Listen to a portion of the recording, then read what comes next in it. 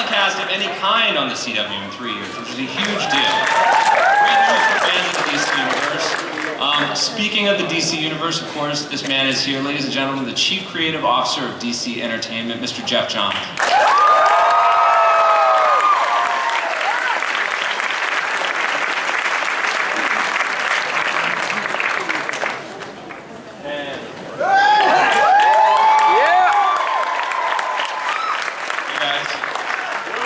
Super excited to be here. Really thrilled. So many people checked the show out. You know, kicks ass. I think it's a great rendition of Green Arrow.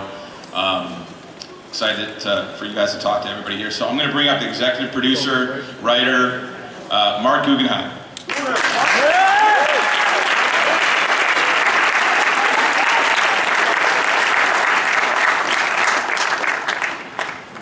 So I've known Mark a long, long time, and he's just done a fantastic job on the show. He's a huge comic fan, comic book writer. Mark, what are you looking forward to showing people this season? God, so many things that I probably couldn't even articulate. So instead of talking about it, how about we show some stuff? Yeah, let's show some.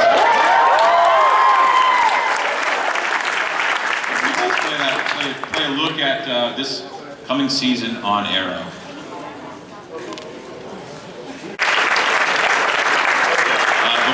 Katie Cassidy, who plays Dinah Laurel Lance.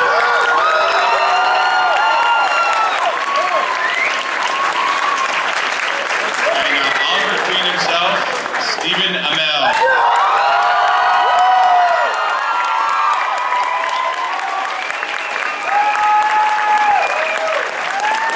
Oh my gosh, that was so cool. I saw that for the first time and I'm excited. It's like totally different having an Arrow panel after the shows come out, isn't it? So cool. So I'm gonna ask them a few questions, and then we'll open up to you guys for some questions. Mark, can you tell them a little bit about your influence from comic books on the show? Yeah, well, Greg Berlanti, Andrew Kreisberg, and myself were all huge comic book fans. Obviously, Andrew and I, we've written comic books. Andrew specifically wrote Green Arrow. We came to this sort of as fans. We approach each episode as fans.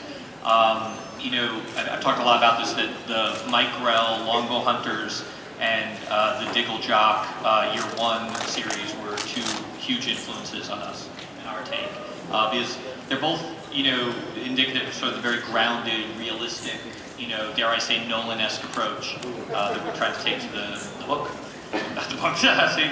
The show. So, Stephen, can you tell them a little bit about learning archery and how you began to master archery?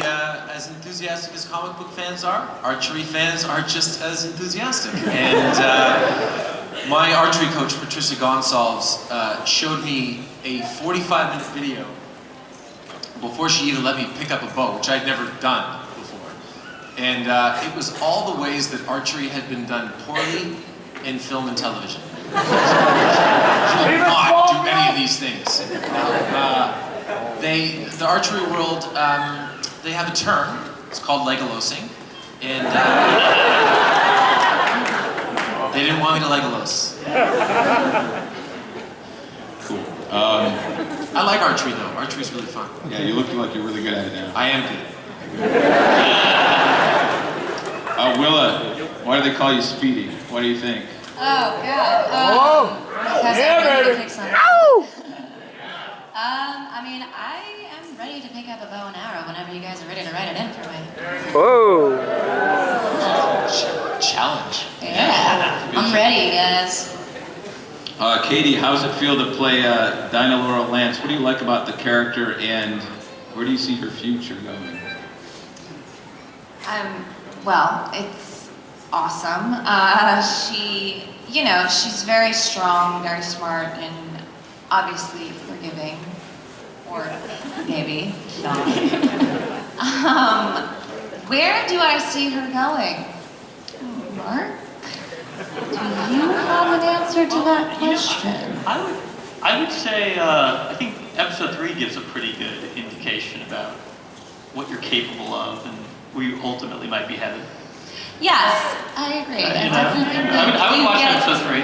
a little, Yes, there's certainly been some hints that you'll find definitely a lot more about Laurel and her history and what's going on and where she's headed. It's good, it's juicy stuff. Mark, can you tell us a little bit about the villains? Is there a big bad? I saw the Royal Flush Gang in there. I've seen them before. Yeah, well, we like to say that there's a biggest bad, and then there are a few big bads throughout the year. One thing that we are very cognizant of as we arced out the first season was how there needs to be, highs and lows and crescendos and sort of little climaxes along the way, because it's 22 episodes. So you're telling a very long, multi-chapter story. We like to think of like the first 5 episodes as one chapter. 6 through 9 as another chapter, and each of these chapters sort of need to build to some kind of big momentous event. So that requires sort of multiple big bads. But yeah, you saw those guys with the hockey masks are the Royal Flush Gang. You'll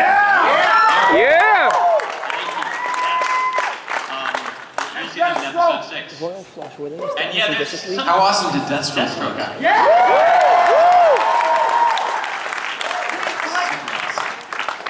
That's one of the great things about these guys too. They love the books, they love the characters, and there's a lot of the street level heroes and villains from out DC universe are going to be in there. Can you talk about the Huntress a little bit? The Huntress. First of all, the Huntress is played by Jessica DeGao, who is, I think, an incredibly talented actress, a future star. She came in and auditioned as Helena Bertinelli. And I felt very much the same way I did when Steven had come in and auditioned. Like, wow, this is someone I've never seen before, but is going to be a massive, massive star. And you'll see that Helena comes onto the show in a moment where Oliver really needs someone like her. And that first episode, episode 7, is co-written by myself, and Andrew Kreisberg, and an up-and-coming writer. You guys should really check out his stuff. It's really good. Named Jeff Johns.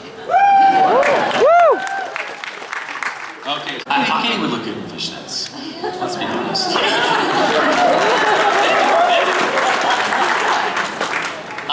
I'm really looking forward to showing you guys Helena Bertinelli, the Huntress. I think if you guys reacted as you did to Deathstroke, just wait till you see her. Yeah, those episodes are on fire. Those episodes are awesome. Hey guys. Hey. First off, I think I speak for some of the men in the room and most of the women when I say, Steven, you're smoking hot.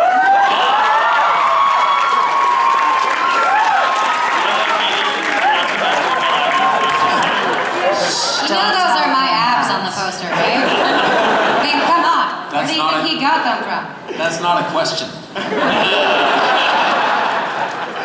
hope I didn't embarrass you.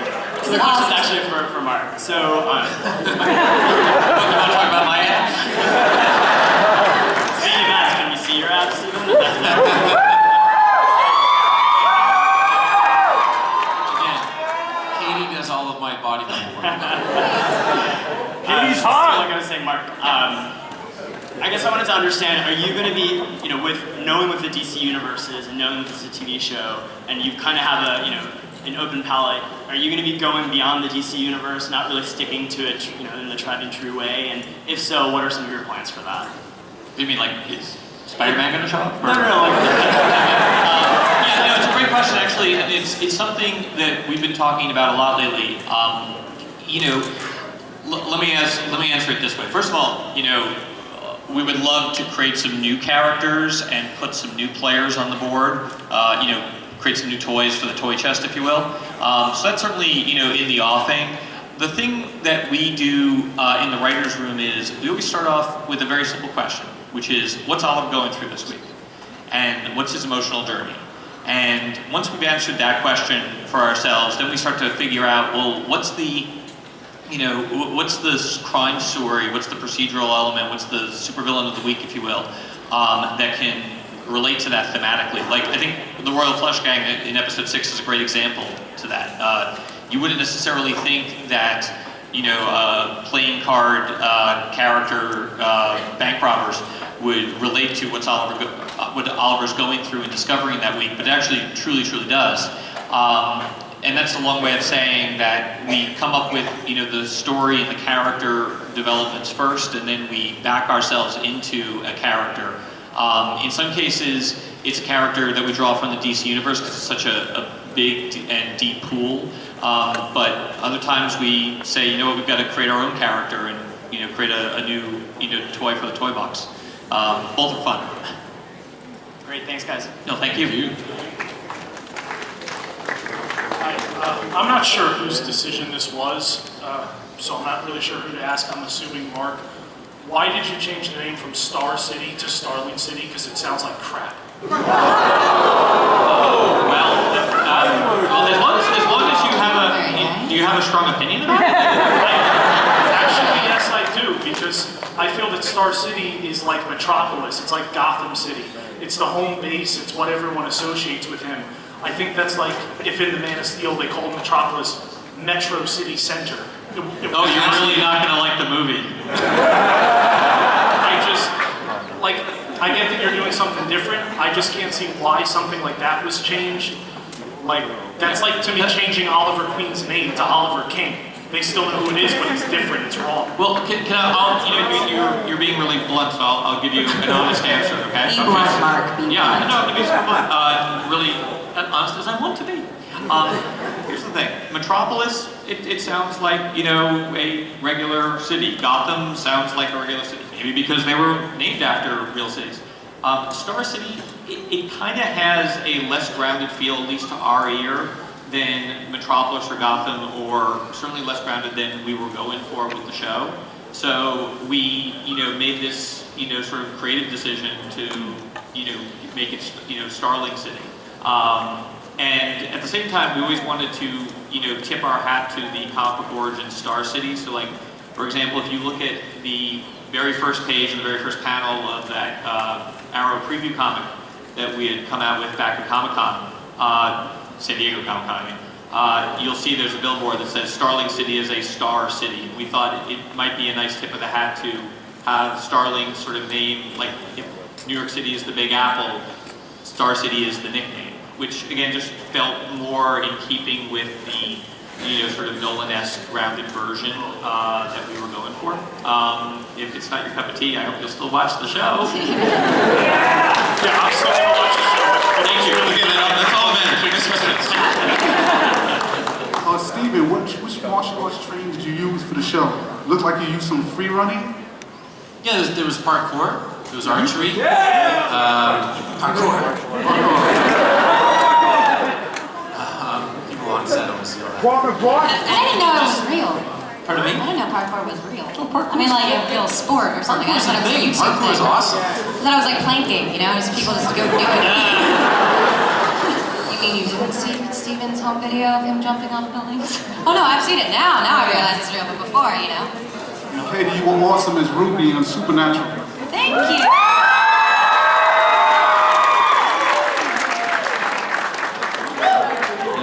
How's it going? Jeff didn't know you were moderating, so thanks for writing the Smallville episodes. They're awesome. Thank you. This is for, I guess, all of you. In your dream of dreams, I'm thinking with that guy, which DC superhero do you want for the ultimate team up, and which actor or actress do you want to play? Wait, I'm sorry. Which superhero? Which superhero would you like to see on the show for a team up, and which actor or actress would you want them to play? I would like General Zod to be on the show. And I would like General Zod to be played by Terrence Stamp. I was just going to say, only if we could get Terrence Stamp. Only. I have a General Zod doll. Yeah, he does. I love General Zod. Yeah, that's a good doll. It is good. Jeff gave it to me. Thanks. Next. I just want to say, watching the preview, I felt honestly like it was as if, the biggest compliment I can give you is if, Christopher Nolan was doing this show. I just watched that going, I feel like this is The Dark Knight, it's on par with that, and I appreciate that it didn't feel like a TV show. That is, by the way, That's so nice. both compliments are easily the best compliments. Yeah, thank you so much. My question is, you got Jeff Johns writing an episode. Are you going to have any other like Green Arrow writers like Judd Winnick, Kevin Smith even? Would you be interested in having them come in, or can you tease if they are already on slate? I can't. Well, I can't really. I don't know what Judd is up to. I'm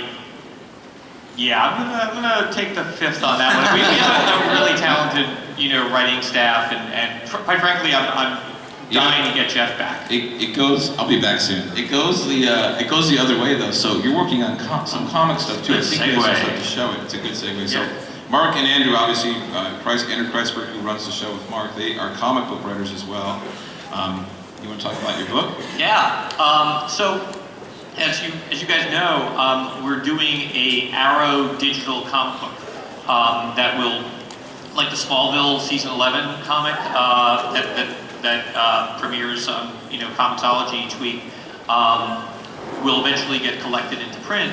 We're doing an Arrow comic, and what's really cool, at least for us, hopefully for you, about the comic is a couple things. First of all, it's canon. So everything that happens in the comic ties into the show. For example, if you picked up, or you downloaded, I guess, the digital comic that hit the stands, I can't, premiere? I don't even know what word to use. Release. Release, thank you. That was released last week in conjunction with the premiere of the pilot. It actually takes a scene from episode 2 and sort of reenacts it verbatim, but flashes forward to key elements, key moments in the life of the series in the first season. The second chapter that will be released, now that I have this word to use, that gets released on Wednesday, gives you China White's backstory, and China White appears in episode 2 of the show. So it's very tightly integrated, and it's written by myself, Andrew, the other members of the writing staff. So it's we're not farming anything out to third parties. Everything is done in-house so that it fits with the show in a very, very tight, hermetically sealed kind of way. And as you know from downloading the first issue, Mike Grell is one of our rotating artists, and I think we arrived with some preview art for you guys today. Yeah, it's showing. We gonna show it? Oh, it's showing! Look at that! Wow! Awesome, thanks. 6 seasons and a movie. I love it. Luxury plan. That's good. 3 movies. Are we going to see more of the training sequence, like not just on the island and in the Queen facility, but like are you going to have like a frozen area, underwater sequences, and like more depth into bad guys like Slate or something like that? Well, I think we don't have a frozen sequence or an underwater sequence planned at the moment. I think underwater would probably happen, a bit sooner for us. But I think, for us the goal is always how do we keep pushing the envelope each week in terms of scope and in terms of production value. There's stuff that's happening. You saw a hint of it in the trailer in episode 2, in this incredible silo that we shot the Arrow China White fight scene in. These really, really cool docks in Vancouver. We've got amazing locations that we keep going to, and our incredible stunt team keeps coming up with new and different ways to show those locations off in the coolest kind of action that you can see. We're really trying to set a new bar for action sequences on television. And are we going to see more of like the attachments for the arrows, like apart from the computer thing that hacked the guy's account? Are we going to see like a punching glove or anything like on that? We talk a lot about the boxing glove arrow, and you may see a variation on that. I punch guys in the head. In the second episode, we were cutting a fight scene together, and we needed. I am handling some guys, and we needed to get me over to the guy that I was targeting. And we were thinking about all these different elaborate moves, and I said, well, what if I just put the bow in my right hand and punched him in the head as hard as I could? That's what made the final cut. Yeah, that's awesome. Speaking of Arrow and all that, how's the costume? How does that uniform feel? The costume is great. Calling You're out. in leather pants. It's amazing. as you saw from the preview, Katie has seen me in the costume. So, the costume's great. Colleen Atwood, who has won a couple of Academy Awards, it did Edward Scissorhands. What did she do? She did Snow White and the Huntsman. Yeah. She did Silence of the Lambs. Gosh, she's done so many things, it's ridiculous. And she has enough Academy Awards, she could, give them out as like Christmas gifts if she wanted to. No, but the costume is great. I can put it on by myself. It takes 5 minutes to put on. It's totally functional. It's totally real. Everything that you see on it has a purpose. It's great. It's a little too hot in the summer, and it's a little bit too cold in the winter. But It's a Goldilocks costume. yeah. No, it's not. No, it looks awesome. I love the costume. And Mark, can you talk a little bit about where in the story where that uniform would come from? Yeah. What it's inspired by? Well, for one thing, it's always designed to be incredible. Like Steven says, everything has a function to it, and we never talked about it. I mean, when Steven says it's a costume, he's really referring to it as we do in the industry sense. Like when Steven is in a suit, that's a costume. Anything the actors wear is a costume. Anything that they interact with is a prop. And the thing that we said to Colleen was, well, first of all, Oliver should be able to basically, put the hood down and just wear the jacket and walk across the street. No one would think twice. So it has that sort of very grounded, very functional look. And for us, the reason why Oliver wears this particular outfit is it places him back in the mindset of being a predator, of being a hunter that he had to develop to survive on the island. So it gives him a very tactical, strategic edge. And if you're curious to know the origins of that particular outfit and why it has resonance for Oliver, I'd watch the second episode, particularly the flashbacks. You guys want to see that again? Yeah! As we wrap up, can we run that reel? One more question. Oh, question. Okay. Sorry. Really quick.